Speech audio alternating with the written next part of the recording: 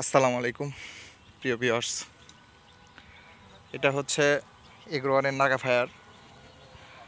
আমি সাধারণত এগ্রোয়ানের চাষটা খুব কম করি, মানে এইদিকে মোটা মরিচগুলো চলে না আর কি আমাদের সিরাজগঞ্জে।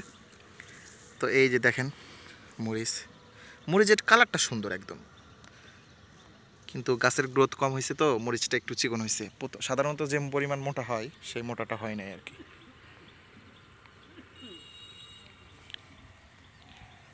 কিছু কিছু গাছ নষ্ট হয়েছে, আবার কিছু কিছু গাছ নষ্ট হয় নাই আর কি। বৃষ্টি হয়েছে, কালকে আপনার ওষুধ দেওয়া হয়েছিল, স্কোর, রিডোমিল গোল্ড, আর হচ্ছে ম্যানকোজেব কার্বনডাজিম দিয়েছিলাম।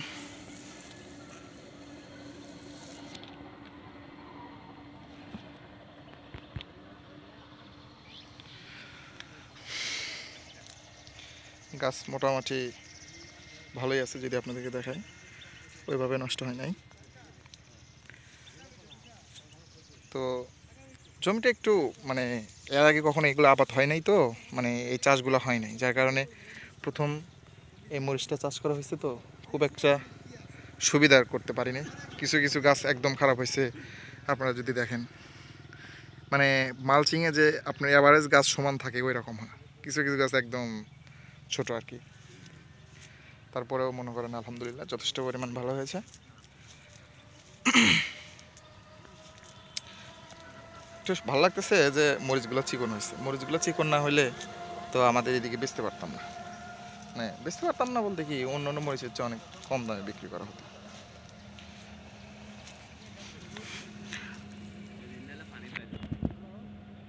এই যে মরিচ মোটামুটি ফুলও ঝরা যাচ্ছে ভালোই।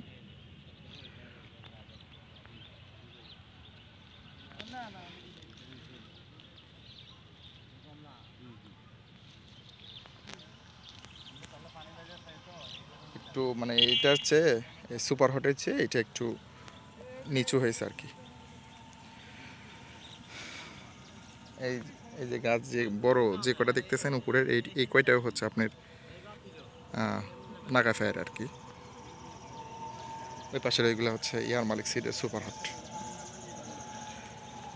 ঠিক আছে, সকলেই ভালো থাকবেন, সুস্থ থাকবেন। আল্লাহ হাফেজ, আসসালামু আলাইকুম।